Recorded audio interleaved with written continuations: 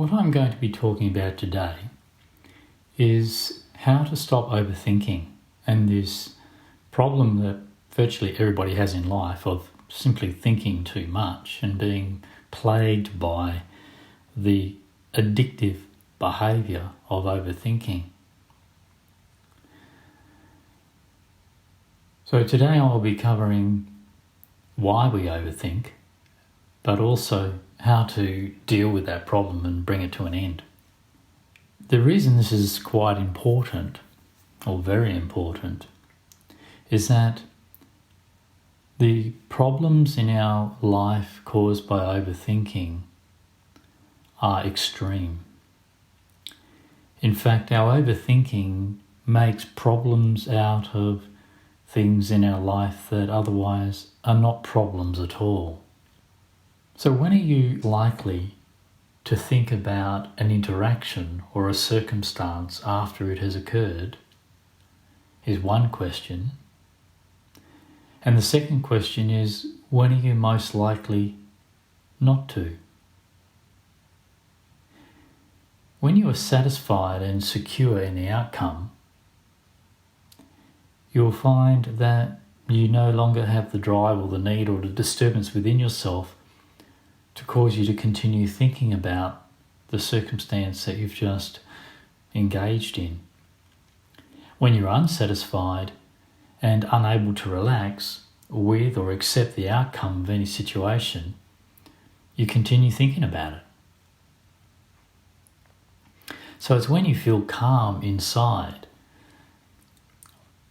or when you feel calm about what it is that's just occurred, that you feel no need to continue thinking about it. But when you feel disturbed, upset, fearful, unresolved, or unable to accept the outcome of a situation, you just can't stop thinking about it. So what is it that is actually driving this thinking? The situation that you're thinking about that's already passed, it's not there anymore. All that remains is the disturbance within you from your dissatisfaction from that situation. And the disturbance within you is real, where the situation doesn't exist anymore, it's over. So that can't be affecting you. What is affecting you has to be the real thing. And only when you recognise the real thing that's affecting you and deal with that, can you get a resolution.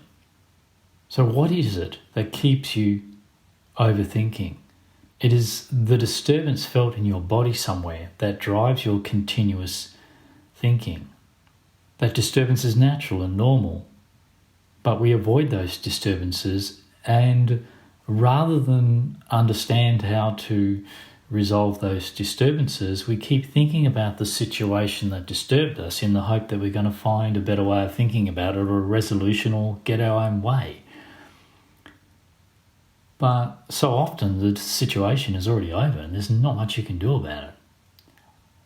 And how it's left you feeling, there's not much you can do about that either. That's the way it's left you feeling. The ignorance or the problem that is prevalent in society is a complete misunderstanding of the significance of how life makes you feel and what to do with those feelings.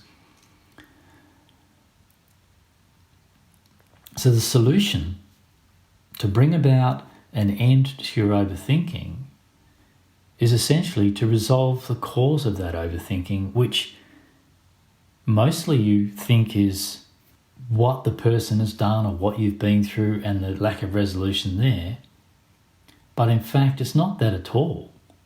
What is causing you to overthink is the disturbance in your body that remains from that unsatisfactory situation. So the solution to end or reduce the disturbances is not more thinking. More thinking adds to and prolongs it. The solution is simply the last thing you want to do, but the thing you need to do, and that is simply feel the disturbance. Not think about the disturbance. That's thinking about the situation. No, I'm talking about how did that situation leave you feeling purely as a sensation deeper beneath all your thinking in the body of you. feeling the disturbance deeper beneath all that thinking in the body is the correct alternative to more thinking, and this will work. You won't like to feel it, but it doesn't really matter whether you like to feel it or not. It's what you need to feel, and you are feeling it anyway, even if you're ignoring it. If you weren't feeling it, you wouldn't still be overthinking about the situation that has caused you an upset. So clearly, you're still feeling it. So the solution to that overthinking is to remove the energy or disperse the energy or dissolve the energy that is driving that thinking. And the energy that is driving that thinking is the disturbing feeling remaining within the body of you. Just feeling that, regardless of whether you like it or not, is how you disperse, absorb, or dissolve the energy of that feeling. And once that's occurred, the driving force behind your thinking about what's disturbed you, it's come to an end. And it's quite curious that as you are less disturbed about a thing, so your complaints about it, your conviction of how much you dislike it, becomes less and less.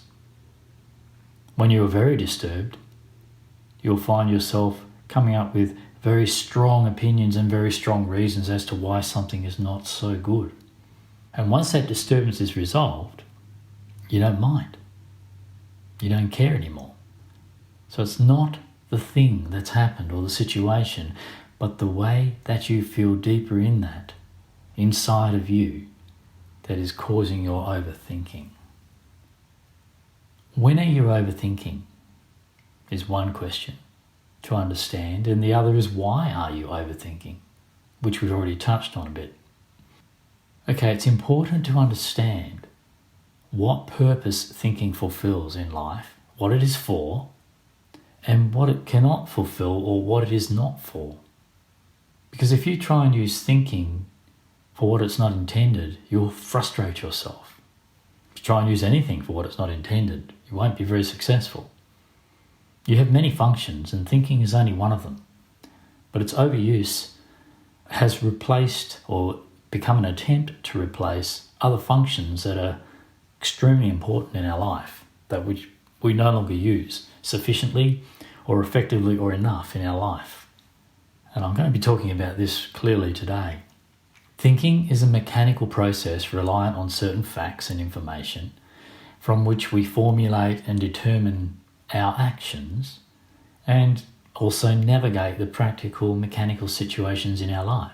For example, if you're going to cook a meal for yourself, then you need some mechanical information. You need to learn something in order to be able to cook that meal. Or if you're going to build something, again, you need mechanical, factual information on how to build that something. If you're going to drive a car, you need mechanical, thought-based information to drive that car. You can't cook or build or drive purely on a feeling. You need factual information to bring about success in a mechanical task.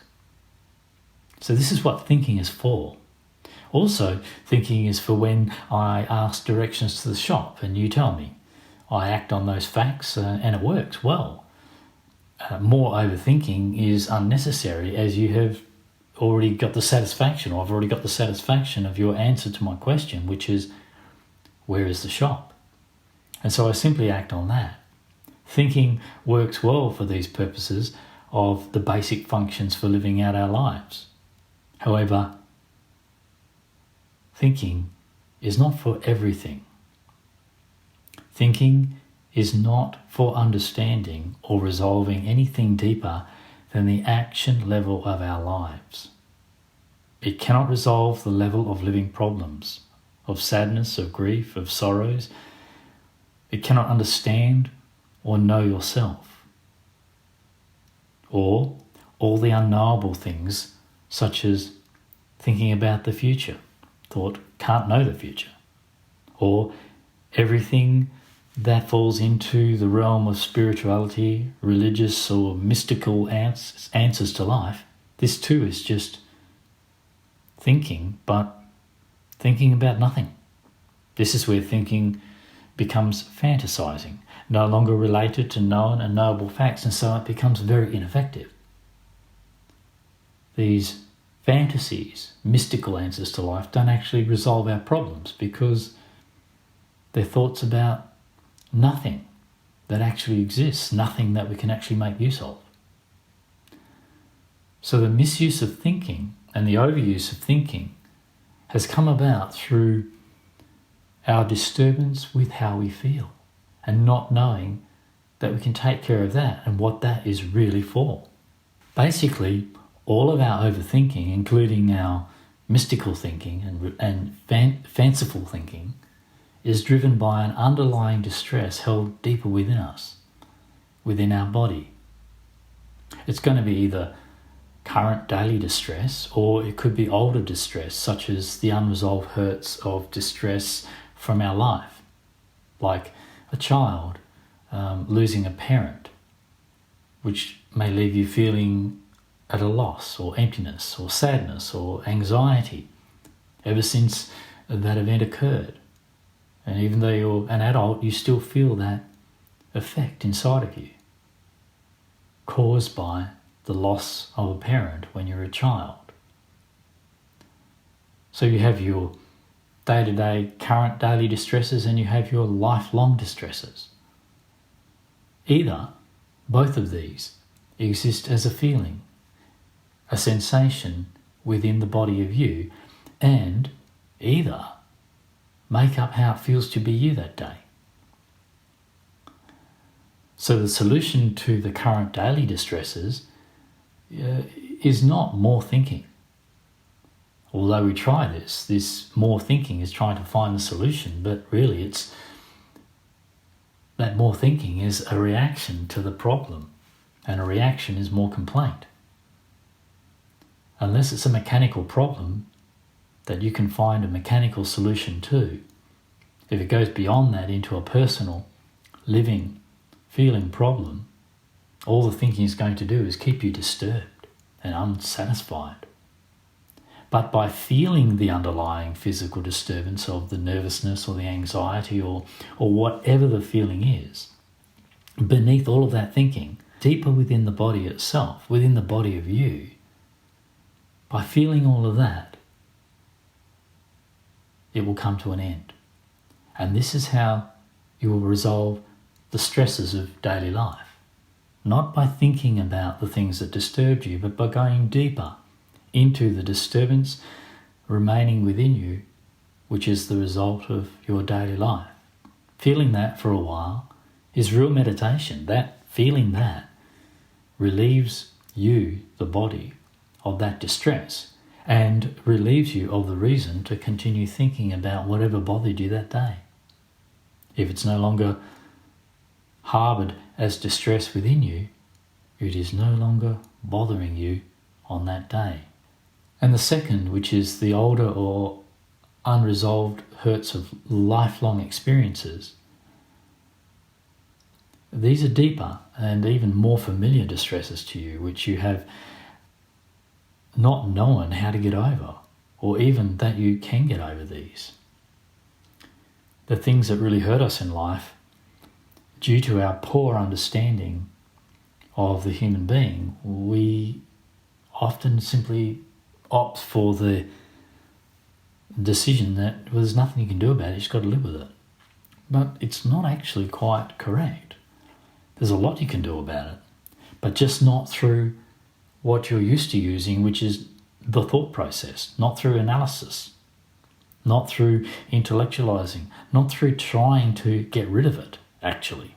However you've been left feeling as a result of some trauma in your life, you're not going to get rid of it, but you are going to resolve it. There is a difference. To get rid of it is to apply some understanding, to feel better about it, to deal with it, to rationalize it, to think about it in a different way, in an attempt to change how you feel about it. It doesn't work, of course, it's ridiculous. You feel about it the way you do because it hurt you in that way. So can you resolve that hurt? Can you actually get to a point with that hurt from some deeply distressing experience in your past left inside of you? You can, but not through thinking about it. That's not what thinking is for. So these deeper stresses are more familiar to you because you're used to feeling that way throughout your life from time to time, but never really knowing how to get over that.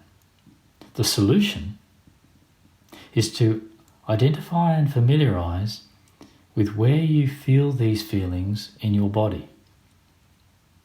And whenever your habitual anxiousness or known distress from your life or misery arises, don't think about it, don't overthink it.